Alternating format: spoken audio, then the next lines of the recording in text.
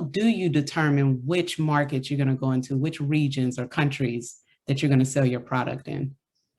That's a great question. And I made a lot of mistakes in the beginning. I kind of looked at, I used Wikipedia and did a lot of research on the largest countries in the world. And you see China, and you see India, and you see Brazil. And I did it the wrong way. I thought, oh, if there's a lot of people, then there's a lot of opportunity.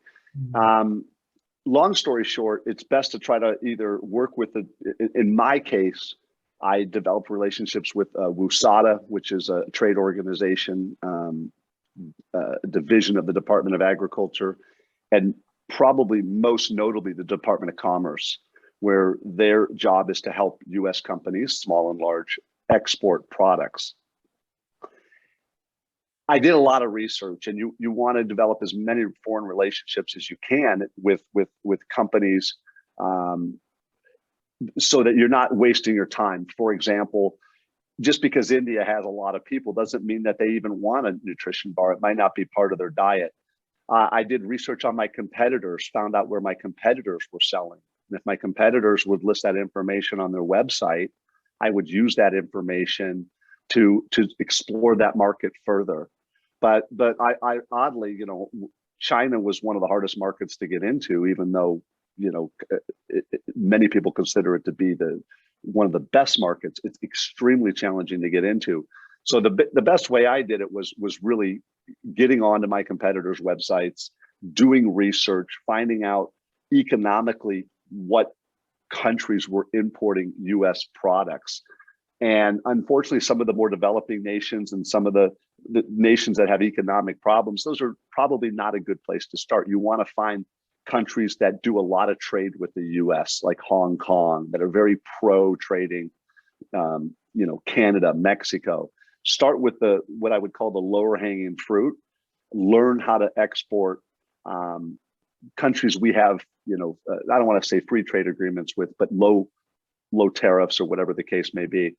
So Department of Commerce was very helpful. In my case, Department of Commerce, they're very spread thin, but they're very, very good at helping you, point you in the right direction, and resources that they have. Also, there's a lot of trade organizations, and we can talk about that some other time, Wesley. But for example, the city of Irvine, we have our Chamber of Commerce. Well, it has an international business department. So we're very lucky that our Irvine Chamber of Commerce focuses on exports, and they try to help you find the right markets. Because if you don't have any direction there, I spent a lot of time chasing down the wrong markets, is what I'm trying to say. And the key is try to find as much data as possible on those emerging markets that are just already importing US products, and try to add your product into whatever they're selling.